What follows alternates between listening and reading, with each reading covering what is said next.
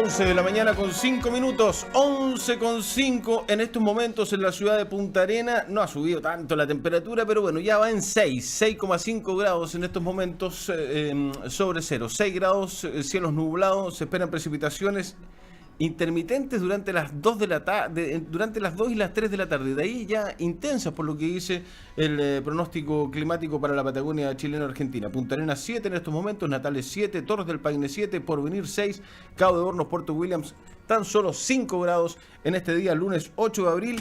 El emprendedor no para, señoras y señores, y este bloque auspiciado y además comentado y conversado con los muchachos de Nómades. Marcelo, Jonathan, ¿cómo están? Buenos días, un gusto de saludarlos. ¿Todo bien? Patagonia. No te confundas.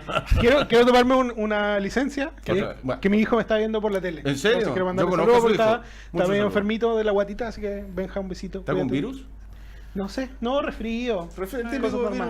Más magallánico. Resfrío, maña, una mezcla de cosas. Saludos al caballo. Saludos. Que se mejore. Que se mejore. Ya.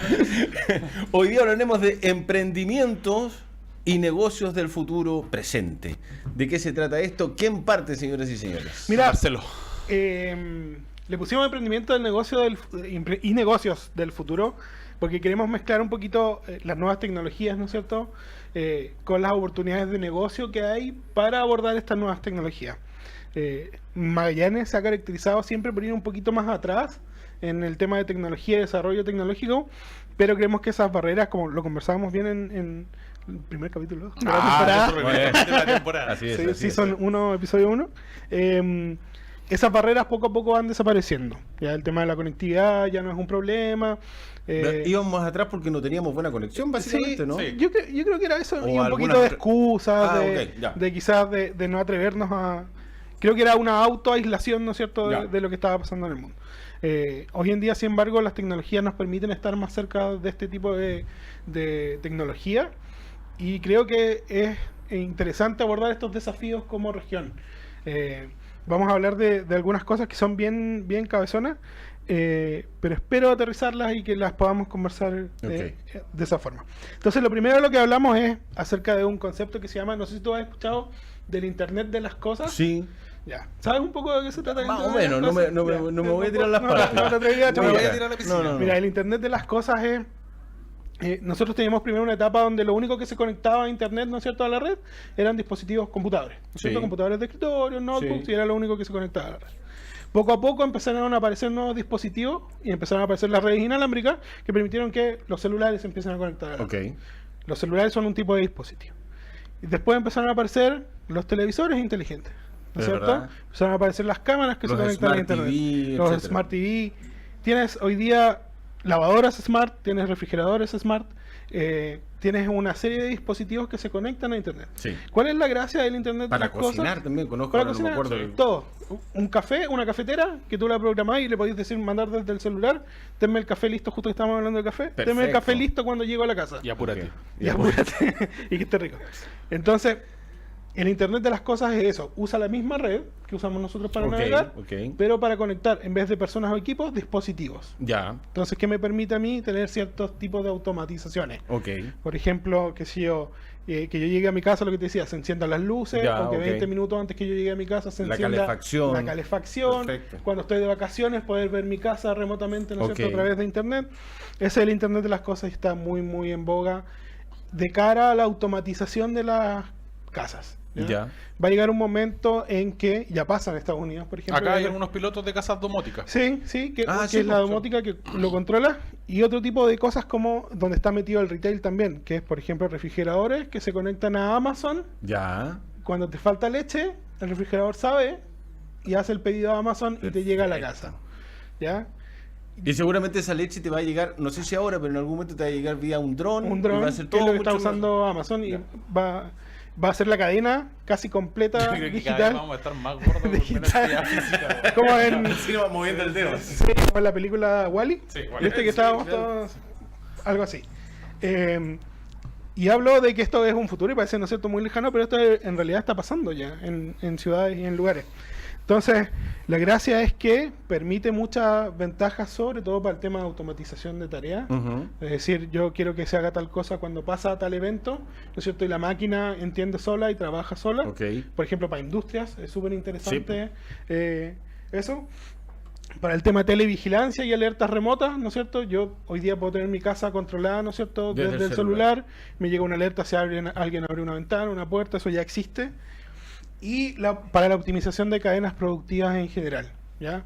El tener sensores o cosas que detecten cosas, movimientos, etcétera, que disparen otras cosas, que permitan a dispositivos hacer tareas, es parte de esto, ¿ya? Entonces el Internet de las cosas es algo a lo que hay que tenerle mucho ojo. Y sobre todo, como todo lo bueno, tiene una parte media riesgosa, no diría mala, media riesgosa, que la seguridad tiene que ser...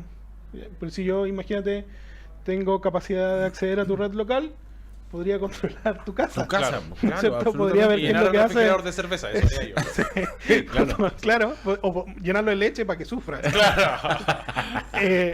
Entonces, trae esos desafíos también, ¿ya? Entonces... ¿qué es lo que queremos decir con esto? Está directamente relacionado al Internet de las cosas con la conexión. Si uno no tiene buena conexión, es difícil poder desarrollar todo esto, ¿no? Por ejemplo, con estas tecnologías 5G, me van a permitir, por ejemplo, vigilar mi casa, pero ahora vigilar mi casa en 8K. Ya no en 4K, claro, en 8K. Ya no ver al detalle, ver alta definición. Exacto. No va a salir la foto pixelada del ladrón. La gente debe estar pensando, los medidores inteligentes. Claro, es parte de la automatización. Eso es Internet de las cosas. Si tienes un dispositivo que mide y que se contacta remotamente con otro y le entrega información, es un dispositivo que funciona sobre el Internet de las cosas. Perfecto. ¿Sí? Ya. Lo siguiente es Big Data. ¿Has escuchado Big Data? Big Data. Sí, claro. O sea, dicen que hay algunos presidentes que han llegado gracias a la Big Data. Sí, la última campaña de Trump. Mira, buen punto ese porque el Big Data, la información, la data siempre ha existido, ¿ya? Lo que se ha facilitado con la tecnología es que ahora tenemos capacidad de procesar cantidades de datos muy grandes. Porque antes si yo hacía una encuesta y hacía una encuesta en la cuadra de mi casa, yo tenía un dato pero acotado. Y podía sacar una proyección. Tú que sabes de política podrías sacar una proyección, ¿no es cierto? Una tendencia. Media engañosa. Lo vimos en las encuestas que pasaron. Absolutamente. ¿No es cierto? De la elección pasada. Eran muy engañosas las encuestas. Con Big Data yo manejo volúmenes muchos más grandes de data, ¿ya?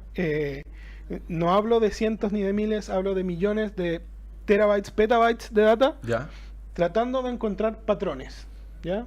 Big Data no es lo clave o lo valioso, no está en la data en sí, sino en transformar esa data en información. ¿Cómo lo proceso, no? ¿Cómo lo proceso? ¿Cómo saco de eso? Escupo un resultado que puede ser predictivo, ¿no es cierto? Para algo en particular. Por ejemplo, el tema, no sé, el aporte que tiene la red social Facebook, al ser social en el tema de la construcción. O sea, que hayan aparecido las emociones, entre comillas, no fue al azar por parte de Facebook, sino que también tenía que ver con un estudio de neuromarketing y también como un estudio de salud, entre comillas, de psicología. Porque si tú ves que, no sé, cómo reaccionan las personas a situaciones complejas, la gran mayoría me entristece, me asombra. Entonces, en base a ese tipo de reacciones, esa data se simula y hace también un estado, por ejemplo, psicosocial de un estado. Por ejemplo. Lo otro es que hoy en día entregamos información que entregamos conscientemente, ¿no es cierto? Voluntariamente. Cuando yo pongo en mi cuenta de Facebook, por ejemplo, dónde vivo, de quién soy amigo, dónde he estado, ¿no es cierto? Digo, fui a comer acá. Yo entrego esa información. Pero hay otro tipo de información que Facebook infiere. Ya, todo es data. Producto de donde uno va y los intereses que tiene cuando navega, ¿no? Si tú tienes activado tu dispositivo de geolocalización, sabe dónde estás, sabe dónde fuiste. Incluso hay quienes dicen que Facebook escucha el micrófono. Yo estoy convencido. ¿Convencido? ¿Has hablado de algo? Eso yo creo que es más un modelo predictivo que se hace... que hace un Estamos mix. hablando de zapatos y a los 2 minutos te aparece metes a un Facebook anuncio de zapatos. y aparece un anuncio de zapatos o una nota respecto de zapatos. Que eso es lo que pasó con Trump. Lo que pasa ahí es que somos más predecibles de lo que creemos. Sí, exactamente. ¿Ya? Entonces, cuando analizas grandes datos de información, tienes capacidad de predecir comportamientos. Entonces, no es que alguien esté con... No sé, ¿te acordáis? Me imagino. Oye, Mauro está buscando zapatos. Vamos a meterle un anuncio de zapatos. Como la fábrica del viejito Pascuero, ¿no? Lleno de duendes corriendo, pero no es así. No hay un gran hermano... No hay un gran hermano vigilando todo lo que hace, y particularmente a ti, sino en el aspecto general de los datos. Y como te digo, hay información que uno genera activamente y generación de datos que uno genera pasivamente. Entonces, todo lo que hacemos hoy día es datos y todo puede ser analizable. Entonces, se pueden ganar campañas políticas, como también se pueden crear negocios muy importantes. Lo que se pretende hacer con el Big Data también en el tema de... ¿viste la película Minority Report? Sí, claro. Ya. Por ejemplo, hay un documental en Netflix que habla de la traducción al español es términos y condiciones de privacidad. Ya. Y habla de todos los términos y condiciones de privacidad cuando tú haces un correo electrónico, cuando ocupas un explorador y todo el tema. Eso que todo el mundo lee. Eso que todo el mundo lee, ciertamente. Entonces, en las partes de los contratos dice que tú entregas tu información de uso de la plataforma y todo el tema. Y por ejemplo, en el documental muestran la experiencia de un escritor de thriller que lo tenían rastreado desde el FBI, ¿cachai? Y el loco escribía de manera constante durante un periodo de tiempo en los buscadores cómo matar a mi mujer en la cocina, cómo maté a mi hijo en el patio, y puras cuestiones así. Entonces de repente a este escritor lo entrevistan en el documental. Entonces él dice que de repente llegan y golpean la puerta y dice: hola, somos del FBI y queremos conversar contigo. Y le dicen: ¿pero por qué? Si no he hecho nada. No, es que tenemos este registro. Tenemos ciertas presunciones que vas a cometer un delito. Y el loco queda como helado, está su señora, sus hijos en la casa, todo, y la mujer como que también queda como en shock. Y él le dice: no, lo que pasa es que soy escritor de thriller y estoy buscando información de casos que han ocurrido en el país para construir la novela. Buena chica igual. Buena chica. ¿Cachai? Sí, pues entonces... el tema del Big Data, por ejemplo, trajimos como las cifras del minuto, para que dimensionemos, ¿cachai? Por ejemplo, se envían 473.400 mensajes en Twitter en un minuto. 473.000 en un minuto. Sí, se consumen 97. Estamos hablando a nivel mundial. Sí, pero para tomar la dimensión de la cantidad de datos que se generan al día, eso es un minuto en un día. Sí, en Twitter. Se consumen 97.222 horas de streaming en Netflix. ¿Cachai? En el mundo. Sí. Se publican 2.083.333 mensajes en Snapchat, que es esa plataforma súper corta. Más de 120 profesionales se unen a LinkedIn. Amazon sirve 1.111 productos por minuto. Sí. Son vistos 4.333.560 videos en YouTube. ¿Cuánto? Perdón. 4 millones. Ahí estamos nosotros igual. Exactamente, en este momento. Sí. Skype registra 176.220 llamadas por minuto. Los usuarios comparten 49.380 imágenes en Instagram. 750.000 canciones son escuchadas en Spotify. Y Google ofrece 3.877.140 búsquedas en Internet. En un minuto. O sea, imagínate, con esa cantidad de información, de datos, es mucho más fácil ser. Hay una frase que dice que cuando por hoy día la información es barata, ¿no es cierto? Tenemos mucho acceso a la información. Pero lo que se vuelve caro es la atención. Yo tengo mucha información, pero captar la atención de mi cliente o de la otra persona es lo caro. Exacto. Pregúntale a un profe que está en una sala cuánto le cuesta obtener la atención del curso. Lo interesante del Big Data, yo creo que tiene aplicaciones que todavía no hemos desarrollado, que son, por ejemplo, aplicaciones médicas. Si logras, dejando de lado un poco las aprehensiones de privacidad, que es lógico que van a existir, si logras tener un Big Data de bases de datos mundiales de enfermedades y contrastar a alguien que está en Punta Arenas con una enfermedad que está en Europa, y está todo en una base de datos unificada donde puedes prevenir brotes de epidemias, puedes detectar enfermedades o enfermedades raras. O sea, como todo, la gracia es cómo uno maneje el tema, porque en términos presidenciales lo que se hizo con Trump en algunas ocasiones era decir: mira, vas a Michigan, por ejemplo, en Michigan la gente está a favor de las armas. Estoy poniendo un ejemplo X, entonces va el tipo y tenía que ser duro en su mensaje respecto de que estamos a favor de portar armas. Pero si vas a Chicago, en Chicago están en contra o están a favor de otro tipo de cosas. Entonces, o sea, puedo maniobrar, puedo manipular. Ese es el lado negativo oscuro de este tipo de cosas, porque cuando uno tiene redes sociales o tiene plataformas, ¿no es cierto? Uno ve lo que uno quiere ver. Uno construye una realidad en base al discurso que a uno le acomoda más. Exactamente. Y dejas de ver a veces otras realidades, que fue lo que hizo Trump para esta campaña, que tiene un ala que es no muy legal, porque la compra de esa información fue hecha a un tercero, no fue directamente a Facebook. Entonces, lo que hacía la campaña de Trump era mostrarle mensajes a gente más susceptible de escuchar ese mensaje.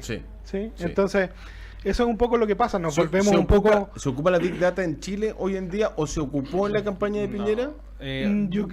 No sé a qué escala, pero... tenemos un diagnóstico que lo hemos visto a nivel regional y es un diagnóstico súper sincero, con el respeto que las autoridades se merecen, pero hay un mal manejo de la data, ¿sí? Y, por ejemplo... ¿Un mal manejo en qué sentido? Mal manejo de que... ¿De desconocimiento o de...? No, piensa en cosas sencillas. Piensa, por ejemplo, el cruce entre impuestos internos y, qué sé yo, el Ministerio de Economía. No existen esos cruces. Sí, o lo que tiene el Instituto Nacional de Estadística no está... quizás en una, como dice Marcelo, o sea, los países desarrollados han logrado ese desarrollo en tecnología porque tienen toda la data centralizada. Y hay una central. Acá eso no es. Australia tiene un departamento, casi un ministerio, que es solamente data. O sea, entonces tiene muchos ingenieros trabajando y implementando políticas públicas. Pero bastaría, por ejemplo, acá, en los temas, por ejemplo, de las reparaciones de las calles. Ahí no hay data aplicada, porque por ejemplo empezaron a reparar calles que son súper transitadas en época de clase, y eso que te dice que no hay un estudio previo, que dicen no, es que las lucas las sueltan en esa fecha, pero eso debiese arreglarse para hacerlo en la fecha estival. Es un tema histórico. Y eso es lo que te permite la Big Data, no solo analizar una situación actual, sino generar, como en la meteorología, por ejemplo, modelos predictivos, ¿no es cierto?, para decir qué va a pasar en tal escenario. ¿Ya? Entonces, las aplicaciones de esto es, como te decíamos, análisis de tendencias para este tema político, de marketing en general, modelos predictivos para enfermedades y salud, ese creo yo, para mí es por lo menos lo más interesante. Para el tema de inventario, gestión de stock, de productos, también es muy interesante. Y análisis medioambientales, que es lo que te comentaba, meteorología, cambio climático, por ejemplo, se tiene que analizar con Big Data porque son procesos en clima, para que cambie una estación, una medición, pasan como 30 años. Esa es una cantidad de datos impresionante. Entonces, eso acerca del Big Data. Perfecto. ¿Inteligencia artificial y Machine Learning? Yes. Muy bien. Pusimos ahí la foto de Terminator. ¿Me puedes pinchar esta, Christopher? Chris, por favor. Si me puedes pinchar esa, gracias. Bueno, Christopher lo podemos reemplazar con un aparato de inteligencia. ¿Puede ser mañana? Tenemos un robot ahí. No.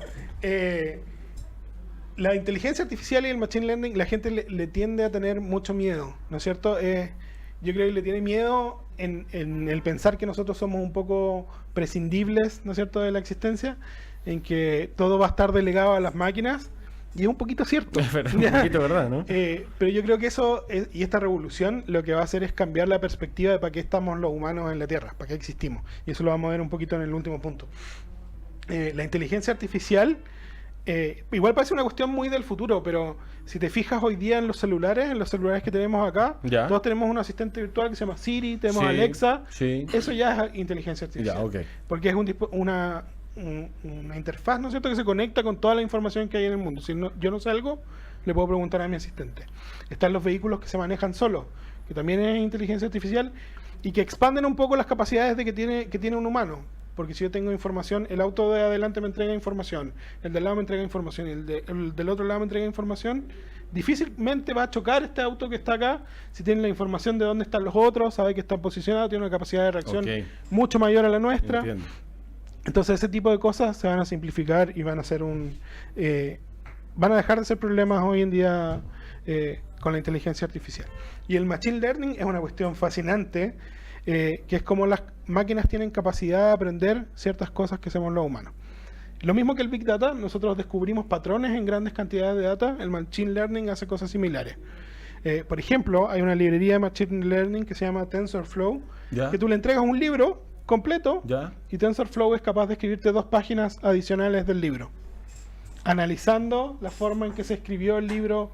Y si le entregas más libros del mismo autor, es probable que pueda escribirte un libro, ¿no es cierto?, con cierta coherencia.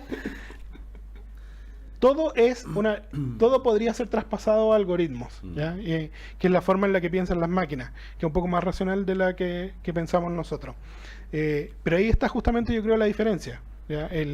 En el aspecto creativo, creo que todavía las máquinas no están lejos de... En la capacidad de cómputo de nuestro cerebro, todavía las máquinas están lejos. Nos van a alcanzar en algún momento, pero todavía están lejos. Y normalmente se confunde mucho la inteligencia artificial con la conciencia. Ya. ¿Ya? Que son cosas distintas. Sí. Jonathan te puede explicar más la inteligencia y la conciencia. Sí. Pero son cosas muy, muy distintas. Sí, pues, o sea, son distintas porque obviamente son procesos superiores que tiene el cerebro humano. Sí. Y que va obviamente enfocado a una construcción ya más como de experiencia neuronal, por así decirlo. Entonces, obviamente, claro, la gente dice, bueno, me voy a comprar un robot pareja, ¿cierto? Pero yo le puedo introducir... Bueno, hay series de televisión... ¿Cómo? ¿A dónde vas? ¿A dónde vas con eso? No digo, algo yo... Sin contenido. Sí, no, claro, le puedo introducir, ¿cómo se llama? Cierto tipo de conducta, cierto tipo de respuestas, pero obviamente no va a traspasar lo que tiene, entre comillas, la simbiosis del cuerpo humano. Eso va a ser imposible, ¿cachai? Sí. Que se logre.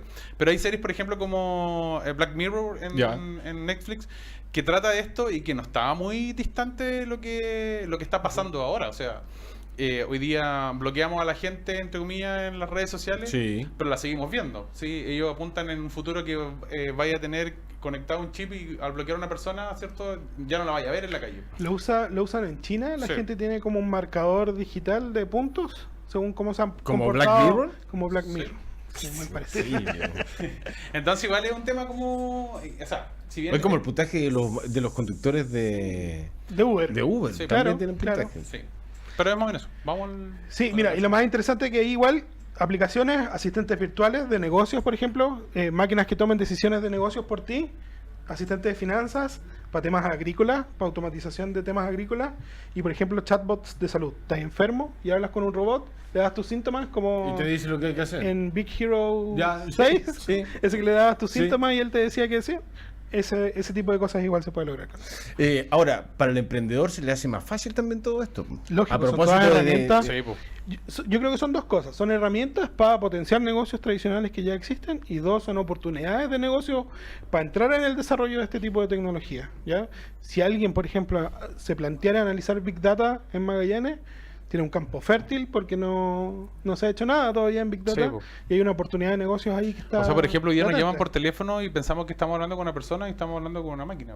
Ah, claro. Como asistente virtual. Hasta que en algún momento tú estás muy atento, porque a veces cuando te llaman, ¿cierto? Tú ya como que escuchas como a distancia. Sí. O me están ofreciendo un plan de teléfono. Claro. ¿Qué fecha es? 5. Claro, sí. Ya me están cobrando. Pero efectivamente hoy día se transita en que estás hablando con una máquina y no te das cuenta, pues, ¿cachai? Hasta que... el pan congelado. No te das cuenta porque han logrado tal bien la simulación. Imagínate la cantidad de procesamiento, ¿cachai?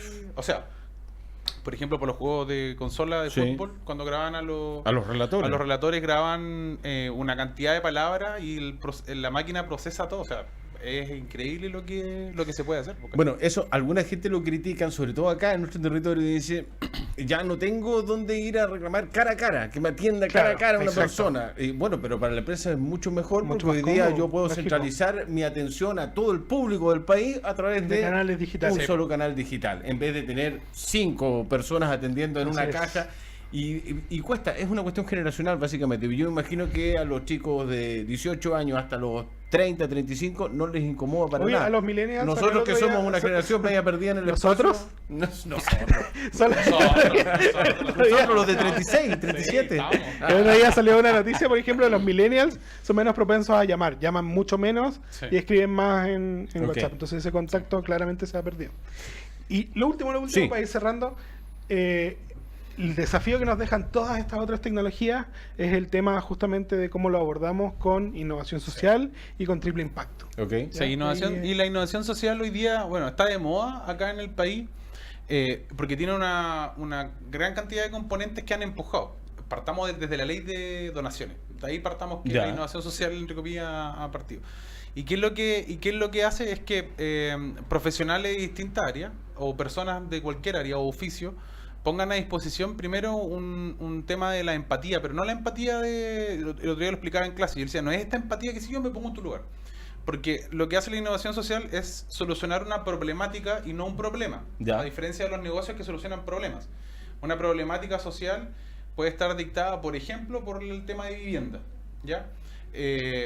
Uno de los productos, o entre comillas, estrella que tenemos en el país es un Techo Chile, que antes era un techo para Chile. No sé si te acuerdas que partió como un techo para Chile, ahora es un techo Chile. ¿Por qué? Porque el modelo de innovación se copió a nivel Sudamérica. Entonces hoy día es, ¿cómo se llama? Replicado en todo, un techo Ecuador, un techo Brasil y así sucesivamente. ¿Qué lo importante de este génesis? Es que la academia sacó profesionales y la empresa privada sacó profesionales y los puso a disposición para hacer una solución. Entonces, hay expertos de distintas áreas que conjugaron para hacer una sola solución. ¿Y solucionaron una problemática? Sí, po. ¿Y fue viable? Sí, po. Entonces, cuando se habla del triple impacto, es que tiene que tener una característica económica, una social, y la otra es ambiental. ¿Cachai? Esas son como las tres cosas más importantes que destacan la innovación social. Mucha gente cree que la innovación social no genera lucro, y efectivamente está equivocada, porque sí genera lucro. No quiere decir que yo con la gente, entre comillas, más desposeída de algún tipo de sector le ayudo y no voy a ganar lucas con eso. No es así. No es así. Regularmente sí hay espacio para el lucro. Y bien, hoy día, por ejemplo, Corfo apoya innovación social, que está dictaminada por las realidades de la región y, por ejemplo, por los planes de desarrollo que tenga cada zona. Pero efectivamente sí hay lucas de por medio y hay un cofinanciamiento para hacer innovación social. Pero lo que la gente tiene que entender que, por ejemplo, en la empresa Algramo, que es donde tú podéis comprar, ¿cierto? Encontró una problemática social, las personas no tenían las lucas necesarias para comprar los productos de Aquilo. Hagámoslo así como corto, resumido. Y podía ir con su tacita. En base reutilizable. Claro, entonces ahí tiene impacto social, porque la gente tiene acceso a comprar en menor cantidad y no tener este impuesto a la pobreza que le decía Algramo.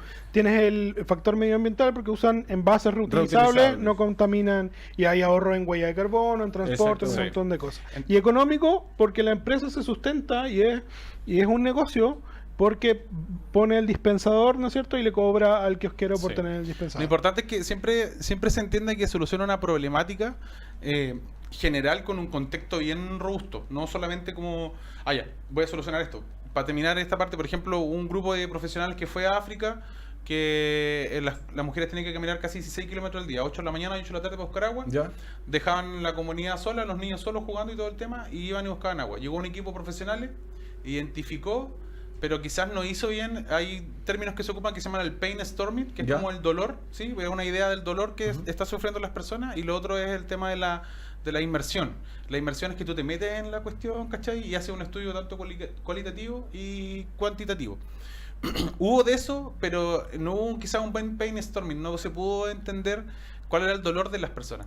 Entonces el dolor era, ¿cierto?, el tema de perder mucho tiempo para traer el agua. ¿Qué hicieron? Hicieron bombas de agua que tenían X costo. Los niños jugaban y bombeaban agua. Uno de estos carritos. Genial, ¿no es cierto? Desde acá, desde el escritorio suena genial. Lo que pasó es que las mujeres no lo usaban porque los niños tenían que estar jugando todo el día para poder bombear agua. Ya, no era práctico. Pero además había una cuestión cultural, porque el trayecto que hacían de 4 o 7 horas a buscar agua era una cuestión social de las mujeres, donde conversaban, donde hablaban. Claro que sí. Entonces se puede hacer. Y ahí va a radicar, digo yo, que no es empatizar por empatizar, sino es empatizar de verdad, con el tema del sentimiento y qué es lo que se siente, qué es lo que se... con conocimiento de esa realidad para ver cómo lo soluciona. Hoy día innovación social es lo que, entre comillas, va a aprender por mucho rato más. Interesantísimo. Nos vamos a volver a encontrar el próximo lunes a las 11. El emprendedor no para. Marcelo, Jonathan, muchas gracias por habernos acompañado. Fantástico. Y todo este contenido está en nomades.cl. Ya está ahí con todo el detalle, y además también nuestros videos que ya los vamos a empezar a viralizar en las próximas horas durante este día para toda la semana. Denos un like. Sí, un like, suscribir, campanita. Listo. Like, suscribir, campanita. Es el orden. Perfecto. Chao, que les vaya bien. Nos vemos. Pausa y ya volvemos.